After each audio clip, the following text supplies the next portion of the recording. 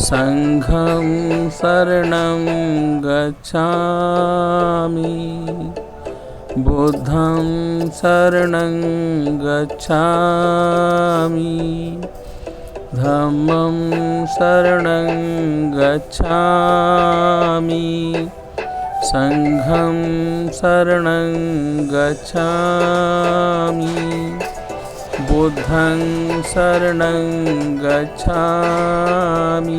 सभी भाई बहन जो इस देश में जिनका जन्म हुआ है उन्हें समानता का अधिकार, स्वतंत्रता का अधिकार और आपस में भाईचारे से जीने का अधिकार ये भारत के संविधान में दर्शाया गया है। आज देश की आजादी के बाद भी हमें जो अधिकार मिलने चाहिए, जो सरकार को देना चाहिए, वो नहीं मिल पाए। इसका कारण हमारी स्वयं की अज्ञानता है। बाबा साहब ने समाज को एजुकेट करने के लिए हमें पढ़ना बहुत जरूरी है। हमारे बच्चों को पढ़ना बहुत जरूरी है। अगर पढ़ेंगे नहीं तो ज्ञानवान नहीं होंगे, और जब तक ज्ञानवान नहीं होंगे तब तक जीवन में कोई सफलता मिलने वाली नहीं। तो विशेषकर मेरा बच्चों से ये अनुरोध है कि पढ़ाई लिखाई का वातावरण बनाएं। खेलना कूदना अच्छी बात, लेकिन बच्चों को ज्यादा से ज्यादा समय अपनी पढ़ाई पर देना होगा।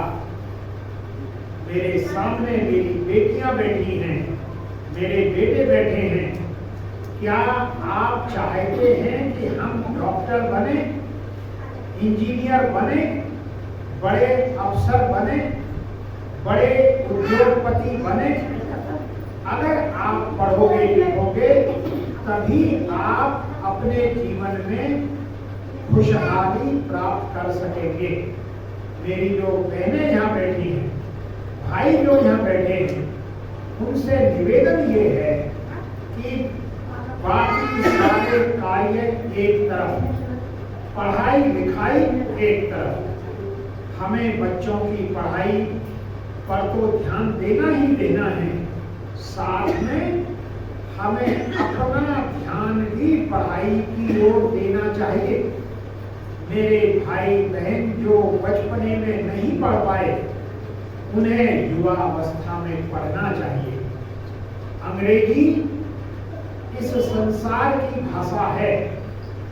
छोटे छोटे बच्चों को आजकल अंग्रेजी में पढ़ाई कराई जाती है। मेरे भाई बहनों को जिनको अंग्रेजी का ज्ञान नहीं है, उन्हें वृद्ध अवस्था में भी बच्चों के साथ रह करके अंग्रेजी को सीखना चाहिए, गणित को सीखना चाहिए। प्राइमरी के बच्चों के साथ माताओं को और पिताओं को बैठना चाहिए। इससे बच्चे को भी लाभ मिलेगा और वो खुद भी शिक्षा के क्षेत्र में डिग्री होना जरूरी नहीं, लेकिन अंग्रेजी में बोलना, अंग्रेजी सीखना हर भाई बहन के लिए अनिवार्य है। इसके साथ साथ एक तो ज्ञान के कई तरीके होते हैं। एक तो शिक्षा के माध्यम से आपके जीवन में बदलाव आएगा। दूसरा, आपको बुद्ध विहारों में नियमित रूप से आना जाना चाहिए। आप धन्य हैं, दौलतपुर के मेरे सभी धर्मबंधु बहन धन्य हैं कि उन्होंने दौलतपुर में कम से कम ये व्यवस्था की है कि वहाँ प्रति सप्ताह समाज के भाई बहन बच्चे इकट्ठा होते हैं। ये अच्छी उपलब्धि है। अगला स्टेप ये होना चाहिए कि आपको धर्म स्थानों का भ्रमण करना चाहिए। नजदीक में नोएडा है, वहां पर प्रेरणा स्थल है। सभी भाई बहन 100% प्रेरणा स्थल देखने जरूर जाएं। अगर दौलतपुर के मेरे किसी भाई बहन ने प्रेरणा स्थल नहीं देखा है तो ये जिम्मेदार साथियों की जिम्मेदारी है कि वे यहाँ से 10 भाई 20 भाई 50 रुपए प्रति हेड ले लें, 60 रुपए प्रति हेड ले लें, छोटी गाड़ी करके जाएं, टैक्सी करके जाएं, लेकिन प्रेरणा स्थल देख करके जरूर आए। 100 रुपए 200 रुपए खर्च करना कोई बड़ी बात नहीं होती है। मेरे भाई बहन खूब कमाते हैं, रोजाना कमाते हैं, लेकिन वो जानते ही नहीं कि इस धन का हमें कैसे इस्तेमाल करना होता है। साथ में उन्हें कोई बताने वाला भी नहीं है। जब आप सब लोग प्रेरणा स्थल जाएंगे तो आपकी आंखें खुलेंगी कि बहन जी ने किस प्रकार से भगवान बुद्ध के और बाबा साहब के मिशन को फैलाया है। इसी प्रकार यहाँ गाजियाबाद से मेट्रो में बैठिए, दिल्ली का जो सचिवालय है उसके सामने संविधान जहाँ बाबा साहब रहा करते थे 26 अलीपुर रोड, उसको देखने के लिए जाना चाहिए। ये 5 लोग 2 परिवार मिलकर के जा सकते हैं, पति पत्नी 4 2 बच्चे 6 लोग 10 लोग छोटे छोटे ग्रुप में बना करके भ्रमण जरूर करें। जिन्होंने देख लिया बहुत अच्छी बात, जिन्होंने नहीं देखा, क्योंकि जब तक आप दौलतपुर या गाजियाबाद से बाहर नहीं निकलेंगे आपका विजन, आपका दर्शन बड़ा नहीं होगा। इसके साथ साथ दिल्ली गाजियाबाद आपका एक बहुत सुंदर शहर, स्टेशन रेलवे स्टेशन पर है। रात को ट्रेन में बैठिए, खाना खाने के बाद 11 बजे, सुबह को 7 बजे लखनऊ पहुंच जाइए। 300 रुपए का टिकट है सोने का, 300 रुपए जाने का, 300 रुपए आने का, 600 रुपए टिकट में लगते हैं और 400 रुपए में वहां आप दिन में खाना भी खा सकते हैं और घूम भी सकते हैं। छोटी सी बस करिए, टैक्सी करिए, 2 परिवार जाइए, 4 परिवार जाइए और डॉक्टर अम्बेडकर स्मारक स्थल जो लखनऊ नहीं इस देश की शान है, वहां पर आपको जाना चाहिए और उसको देख के आना चाहिए। तो ये बातें देशाटन की होना बहुत जरूरी है। हमारे बहुत सारे भाई बहन जो ऐसा कर सकते हैं, 50 रुपया 100 रुपया 500 रुपया 1000 रुपया 2000 रुपया जितना आप खर्च सके एक लिस्ट बनाइए, लोगों को इकट्ठा करिए और मैं आपके साथ खुद भी चलने के लिए तैयार हूँ। देशाटन करना बहुत जरूरी है और माता पिता को बच्चों के साथ लेके जाना बहुत जरूरी है। इससे ये जो बच्चे हैं, इन बच्चों की आंखें खुलेंगी। जब ये बच्चे दुनिया देखेंगे, बाबा साहब डॉक्टर अम्बेडकर अगर अमेरिका नहीं जाते तो इतनी बड़ी पढ़ाई वो नहीं कर सकते थे। उन्होंने अमेरिका में जाके पढ़ाई की और मैं ये तो बाबा साहब की बातें और मिशन की बातें थी। अब मैं आपको थोड़ी सी अपनी बातें बताना चाहता हूँ। मैं कल्लूपुरे में 7वीं क्लास में आया था। दादूपुर गांव में धनकौर के पास, वहां मेरा जन्म हुआ था। 5वीं मैंने गांव से पास की। पहनने को कपड़े नहीं होते थे, खाने को रोटी पर भरपेट नहीं मिलती थी। दादाजी चमड़े की जूतियां बनाते थे, घर में भैंस रखते थे। इसी तरीके से पेट भरता था, कभी कभी तो पेट भी नहीं भरता था। इतनी गरीबी में हम लोग पले हैं। 7वीं क्लास में गाजियाबाद आए। अम्बेडकर भवन पर पहली बार बाबा साहब की जयंती देखने को मिली। उस भगवान का दर्शन 7वीं क्लास में हुआ। विनोद भाई ने किताब हमको दी, उस किताब को पढ़ के जीवन ही बदल गया। 8वीं 9वीं 10वीं तक आते आते मोहल्ले के बच्चों को इकट्ठा करके उन्हें पढ़ाने का काम शुरू किया। इस तरीके से जब हम बच्चों को पढ़ाते थे उस समय, तो बच्चों को पढ़ाने के साथ साथ व्यवहार कैसे किया जाता है, बच्चों में खेला कैसे जाता है। अपने बच्चों को ग्रुप में खेलने के लिए शाम को जरूर भेजिए। 10 बच्चों का ग्रुप हो, 20 बच्चों का ग्रुप हो, 10 का ग्रुप ठीक रहता है, छोटा ग्रुप रहता है। 10-10 बच्चों के ग्रुप बनाइए और एक टाइम निश्चित करके जाओ, अगर ये 10 बच्चे इकट्ठे होकर खेलना शुरू कर देंगे तो इनके व्यक्तित्व का विकास होगा। ये एक दूसरे को प्यार करना सीखेंगे, एक दूसरे से कभी कभी झगड़ा होगा तो इससे भी शिक्षा मिलेगी कि झगड़ा नहीं करना चाहिए, चोट नहीं पहुंचानी चाहिए। ये बच्चों के विकास के लिए बहुत जरूरी है। 10वीं क्लास में आते आते 71 में पास हो गए तो बड़ी प्रसिद्धि हुई और 73 में हमने इंटर किया। बाबा साहब की मूर्ति 73 में लगी थी। हमें 4 रुपया कलावती की रिक्शे का किराया देती थी। हम रिक्शा चलाते थे, पोस्टर चिपकाते थे और लाउड स्पीकर बजाते थे। ये 73 की बात है। 75 में बीएससी किया, उसके बाद डॉक्टरी में एडमिशन हो गया। 80 में डॉक्टर बन गए। काशीराम जी से हमारा संपर्क 79 में हुआ। यहाँ भी काशीराम जी आए थे। हमारे जो पुराने साथी हैं, भाई भजन लाल जी हैं, भाई हमारे और भी साथी हैं, यहाँ 5-6 साथी हैं जो उस जमाने में हमारे साथ काम करते थे। मैं बहुत रेडी अपने को समझता हूँ इन 4-5 भाई बहनों का और दौलतपुरे का कि मुझे उन्होंने कितना प्यार किया, कितना सम्मान दिया और डॉक्टर बन गए। मेडिकल उड़ीसा में रहे 6 महीने, उसके बाद टेहरी प्रभाग में रहे, पौड़ी प्रभाग में रहे, बुलंदशहर में रहे, मेरठ में रहे, इटावा में रहे, सुल्तानपुर में रहे, कानपुर में रहे। पूरे देश का भ्रमण किया, तीर्थ स्थानों को सबको देखा और भारत ही नहीं, थाईलैंड गए, सिंगापुर गए, श्रीलंका गए, वियतनाम गए, दुबई गए, भूटान गए, नेपाल गए, विदेशों का भी खूब भ्रमण किया। ये सब बाबा साहब ने जो हमें दिया था उसका लाभ हमको मिला। इसलिए मेरा सभी भाई बहनों से, विशेषकर बच्चों से निवेदन है, बच्चों खूब मेहनत करोगे, करोगे नहीं करोगे? खूब पढ़ाई करनी है, करोगे नहीं करोगे? हाथ ऊपर करो जो पढ़ेंगे खूब। शाबाश, खूब पढ़ना है।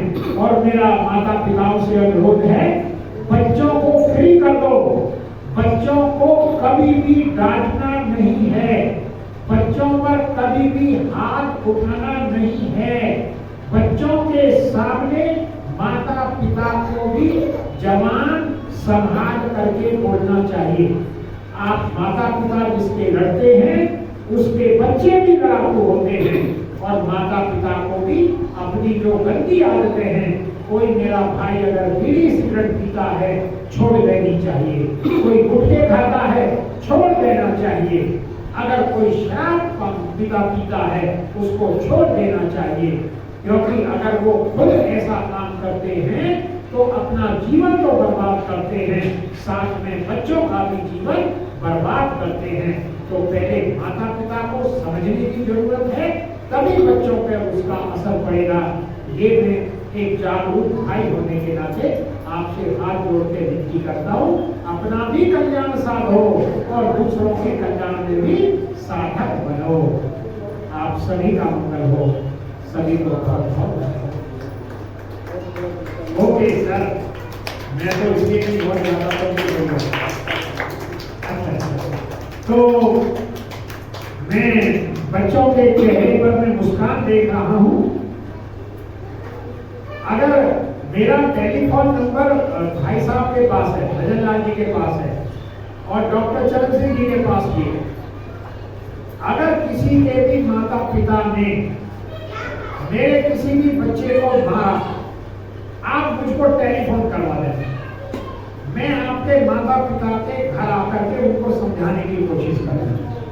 मैं कोई इंस्पेक्टर नहीं हूँ, मैं कोई अपशब्द नहीं बोलता हूँ, मैं बड़े प्यार से हाथ जोड़ के समझाता हूँ।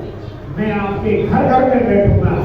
जो मेरे भाई बहन गलत आदतों के शिकार हैं, मैं गारंटी के साथ कहता हूँ, शराब पीनी छोड़ी जा सकती है, गुटखे खाने छोड़े जा सकते हैं, बीड़ी सिगरेट पीना छोड़ा जा सकता है, गाली देने की आदत को बदला जा सकता है। हम बहुत शानदार एक अच्छा जीवन जी सकते हैं। पर मन का ही तो कमाल है। मन के अंदर अगर दृढ़ प्रतिज्ञा कर लें तो हमारा जीवन बदलेगा ही। हम तो कल्लू प्रे वाले लोग हैं। कल्लू प्रे में क्या व्यवस्था है आज? तक भी लोग खूब एक दूसरे को गाली देते हैं, एक दूसरे से झगड़ा करते हैं। हम समझाना चाहते हैं लेकिन लोग नहीं समझते। भाई हमको समझा ही सकते, समझना ये आपका काम है। आप नहीं समझना चाहते मत समझो। आजकल मैं मोहल्ले के लगभग 20 बच्चों को शाम को 4:30 बजे से लेके 5:30 बजे तक खिलाता हूँ बच्चों को। हमारी छत काफी बड़ी है, नीचे फील्ड भी है, तो घर में बच्चे 4:30 बजे आ जाते हैं और 15-20 बच्चे हमारे साथ वहाँ पढ़ते भी हैं और खेलते भी हैं। मेरा जीवन मैं अप्रैल से ही सिर्फ गाजियाबाद में, इससे पहले मेरी सारी जिंदगी बाहर बीती है। मेरी नौकरी थी, बाहर रहना था। गाजियाबाद तो मैं केवल 1 महीने से आया हूँ और अब मैं गाजियाबाद में ही रहने का मेरा विचार है। और आपके यहाँ महीने में एक बार एक संडे को मैं जरूर आऊँगा, ऐसा मैं आपसे वादा करता हूँ। लेकिन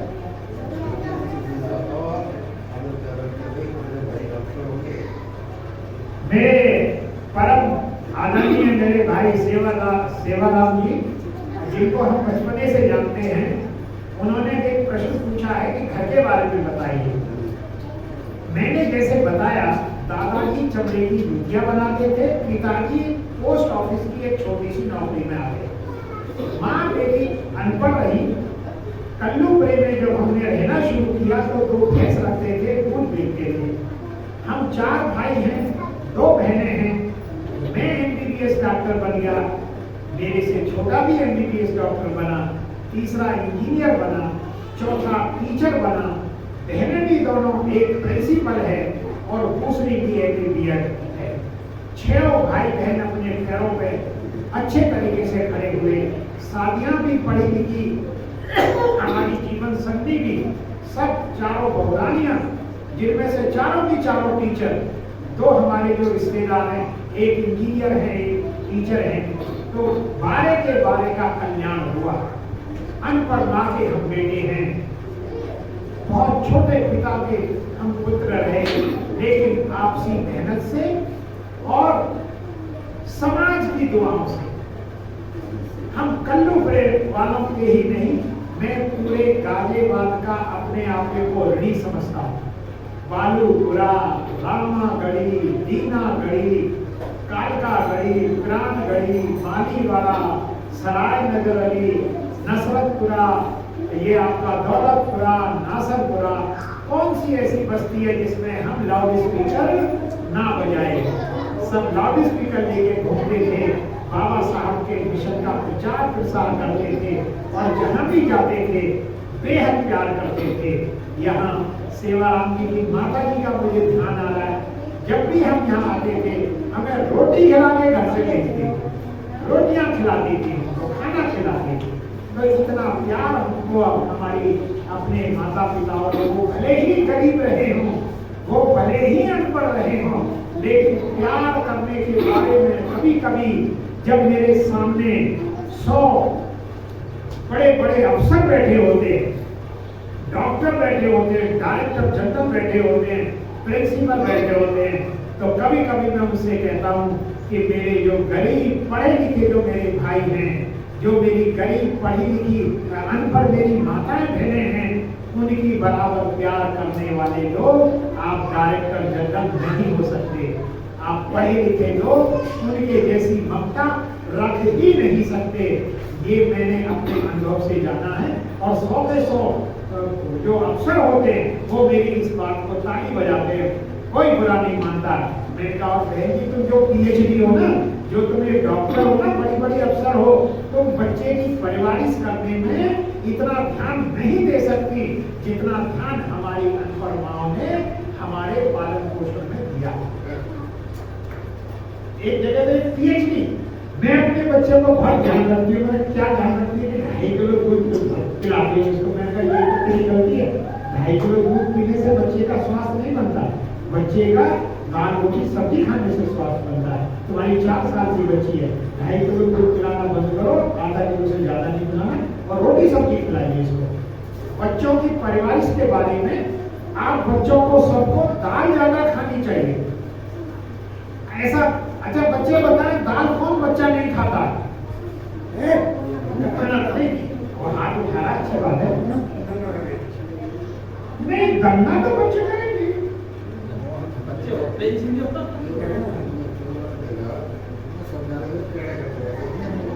नहीं वो बताते बच्चों कैसे बैठना चाहिए। मैं बच्चों को समझाना अपनी जगह समझाना नहीं चाहिए, बच्चों को समझाना भी बहुत जरूरी है, लेकिन डांट का भी एक रूप होता है। बच्चा हम डांटे बच्चे को तो बच्चा हंसे हमारे सामने, हम डांटे भी बच्चे को तो बच्चे के अंदर मुस्कान होनी चाहिए, भय नहीं होना चाहिए। डांटना नहीं चाहिए बच्चे को, डांटना से भय हो जाए उसको, और भय से जो है एक्टिव वो और ज़्यादा क्रिएट बहुत ज़्यादा एग्रेसिव होगा। भय भीत नहीं होना चाहिए बच्चे के मन में, भय नहीं होना चाहिए। अगर बच्चा डर गया तो वो आपके पास आएगा नहीं, वो आपसे तुरंत हट जाएगा, आप उसे बुलाओगे वो आएगा ही नहीं। तो मैं सभी बच्चों से निवेदन करता हूँ कि आप बच्चों मेरे साथ बोलेंगे, मैं लड़ाई झगड़ा नहीं करूंगा। जोर से बोलो सर, जोर से बोलो, मैं लड़ाई झगड़ा नहीं करूंगा। मैं लड़ाई झगड़ा नहीं करूंगा। बेटियां बोलेंगी मैं लड़ाई झगड़ा नहीं करूंगी, है नहीं? आवाज आनी चाहिए। हाँ, तो दोबारा बोलेंगे मैं लड़ाई झगड़ा नहीं करूंगी। मैं चोरी नहीं करूंगा। मैं चोरी नहीं करूंगा। मैं गंदी गाली नहीं दूंगा। मैं गंदी गाली नहीं दूंगा। मैं झूठ नहीं बोलूंगा। मैं झूठ नहीं बोलूंगा। मैं हाँ, तो बेटे ये जो बातें ना आपको, ये 4 बातें अभी बच्चे हैं नशे से तो दूर रहेंगे, 4 बातें बोलूंगा। मैं गंदी गाली नहीं बोलूंगा। मैं झूठ नहीं बोलूंगा। मैं झूठ नहीं बोलूंगा। अच्छा बच्चा ये बताओ, आप में से पढ़ लिख करके बड़ा आदमी कौन बनना चाहता है? सब बनना चाहते हैं। देखो मेरे बच्चों के अंदर कितनी जिज्ञासा है।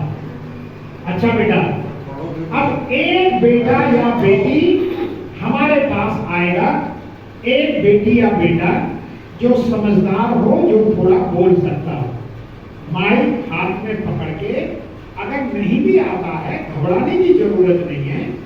आप में से सबसे बड़ा बेटा या बेटी कौन है? 6ठी क्लास का बच्चा है कोई? आओ बेटा, 5वीं वाले आ जाओ। आओ बेटा, खड़े हो गए, आइए। आओ बेटा, एक बेटा आ जाओ, आइए। अरे हम आपको ट्रेनिंग देंगे, अरे हम भी बड़े चाहते हैं, आप बड़े आदमी बनना चाहते हैं। अच्छा ये बताइए उसके लिए आपको क्या करना पड़ेगा? अपने आप को जो बस पढ़ने से काम चल जाएगा।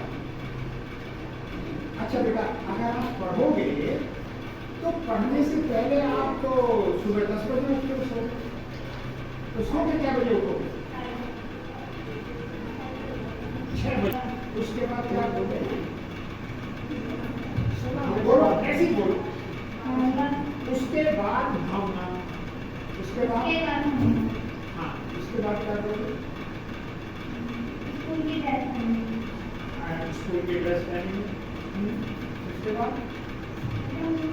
उसके बाद बोलो ना अपने आप बोलना होता। उसके बाद स्कूल जाओ, और स्कूल से आने के बाद फिर क्या करोगे? ड्रेस उतार दी, उसके बाद खाना खाया, उसके बाद स्कूल का काम करूँगा, उसके बाद ट्यूशन जाऊँगा। ऐसे बेटा तुम्हें बोलना करते तो हो, ऐसे ही करते रहना बेटा। अब आप बताइए क्या करते हो? 6 बजे उठते हो? मैं 6 बजे उठता हूँ। उसके बाद बोलो फिर क्या करते हो?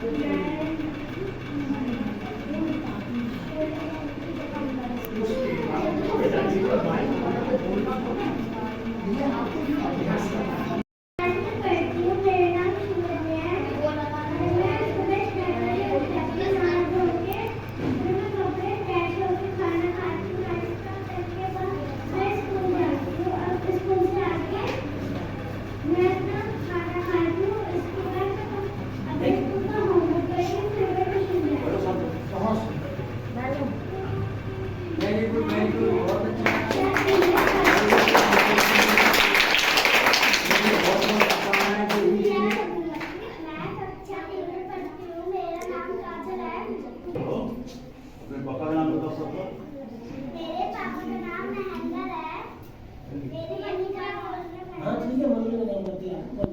जैसे भी बोला करने दो बस। हाँ, बोलो बोलो। मेरी मम्मी का नाम अनीता है। चलो कोई बात आप बहुत प्लीज डोंट बैठ बहुत बढ़िया बच्चों को बोलने दो। मैं कक्षा 3 में पढ़ती हूँ। मेरा नाम रिया सिंह है। मैं सुबह 5 बजे उठती हूँ, उसके बाद मैं नहाती हूँ, उसके बाद मैं फ्रेश होती हूँ, उसके बाद मैं स्कूल की ड्रेस पहन के ब्रेकफास्ट करती हूँ, उसके बाद मैं स्कूल जाती हूँ, उसके बाद मैं स्कूल के आने के बाद मैं क्या कहते हैं फिर मैं स्कूल की ड्रेस उतारती हूँ, उसके बाद खाना खाती हूँ, उसके बाद स्कूल का काम करती हूँ, उसके बाद फिर मैं ट्यूशन का काम करती हूँ, फिर मैं 5 बजे ट्यूशन जाती हूँ। ठीक है।